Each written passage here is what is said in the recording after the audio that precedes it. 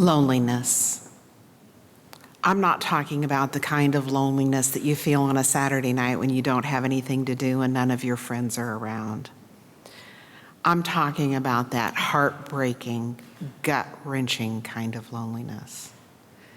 The kind of loneliness I imagine my great-grandfather felt when he, at the age of 23, sailed from Cove, Ireland for America, knowing he would never see Ireland again or his mother or father. I'm talking about the kind of loneliness you feel when you haven't seen another living soul for weeks, which is how I imagine my 20-year-old grandfather felt when he was homesteading in Bone, Idaho. I'm talking about the kind of loneliness my father felt during his 18 months in a German POW camp in World War II, when he had struggled to find scraps of food to stay alive. That is the kind of loneliness I'm talking about today. I understand where my deep commitment to relationships and community comes from. My family stories are not so much about the struggle, as much about the people who welcomed them, strangers in a strange land. My great-grandfather worked his way across the country for the railroad and settled in Eagle Rock, Idaho, now known as Idaho Falls, because the Clark family took him in as a boarder and treated him like a son. My grandfather's closest neighbor was an hour's horseback ride away. And one day his neighbor, Mr. Robinson, rode over to his farm to ask him to supper. And sitting across the table was my grandfather's future wife, my grandmother Ethel. And my dad, Bob Fanning, didn't talk about his privations as a POW, but preferred to tell the story of the Australian soldier who shared his sweater with him. My dad's turning 21 dinner was a Red Cross package, and by his account, the best meal of his life. On the day that he was liberated from the camp, he weighed 140 pounds. These are the stories of hospitality that are part of the family lore and reverberate into the future generations. 140 years after his great-great-grandfather immigrated to America, my son Joe Morrison was studying abroad in Cork, Ireland. He went to Cove, and he stood at the spot where his great-great-grandfather had sailed from Ireland to America. Joe had just turned 21 a few days before that, and he imagined what it must have been like to leave home and country as a poor immigrant with no prospects. It was an important reminder that most of us have immigration family stories, and he was moved and humbled by that realization. When I visited my then fiance's family for the first time in Joliet, Illinois, my father insisted that I go meet Dr. and Mrs. Hogue. Before he was shipped out to Europe, they had hosted him on the weekends along with the son of another family friend. I reluctantly went to visit them, but I wound up having one of the most delightful afternoons, hearing stories about my teenage father and his antics. As I was getting ready to leave, they said there's something they wanted to show me. They took me out to the backyard and said that they were putting in a clothesline the day that my grandmother called and told them that my dad was alive and he had been liberated from the camp. They wrote in wet cement, Bob Fanning, liberated, May 22nd, 1945. I was the only person in my family to see that memorial because no one knew it existed. That is how much they cared about my dad.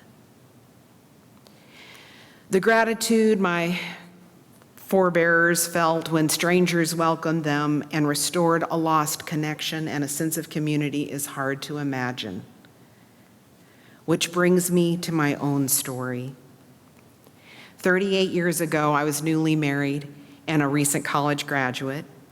My husband, Rob, and I moved to North Carolina so that Rob could start his job as a psychologist at the federal prison in Butner. I didn't have a job, but I was optimistic. We had never been to North Carolina. We didn't know a single person. We had no relatives or friends. What little we owned, we'd packed up into our car, and we planned to buy furniture when we could afford it. Our tiny apartment in Hillsboro was empty except for a few kitchen items and a blow-up mattress. But what did that matter? We were in love.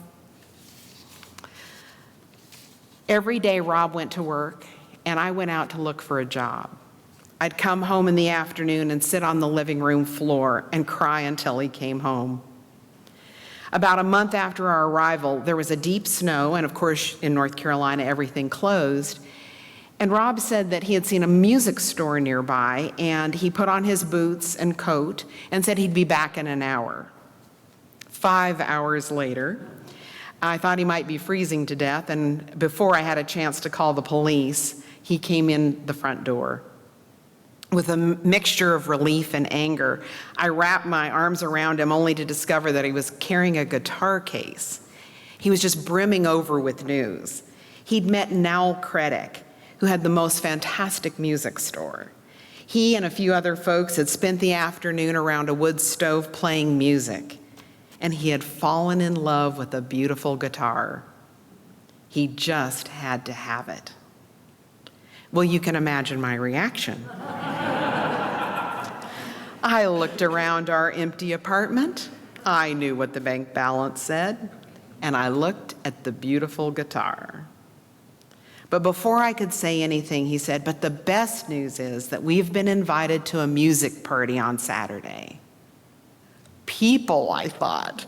People I can talk to. We went to that party on Saturday night, and it changed our lives forever. We met our lifelong friends that day. I found out about a job that started my career, and Nal taught Rob how to play the banjo. He stopped selling Rob guitars and started selling him banjos. He introduced us to the old-time music crowd, which has been our community and a source of joy our entire lives. That one person, Nal Creddick, opened his door to two strangers, and through his act of hospitality, changed everything. We were no longer lonely, we belonged. Which takes me to my time upon arrival at Elon University. It was really interesting to me to arrive at Elon pretty far into my career and feeling like in many ways I was a first-year student and starting all over again. And I very vividly remember the people that reached out to me and made me feel welcome. I particularly want to acknowledge Pam Brumbaugh, Diane Ford, and Chaplain McBride, who, for no other reason than just pure kindness, invited me out for lunch and made me feel like I was at home.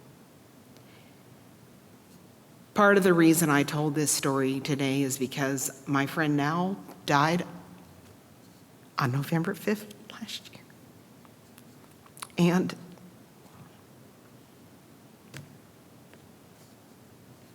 it was one of the most beautiful celebrations I've ever been to.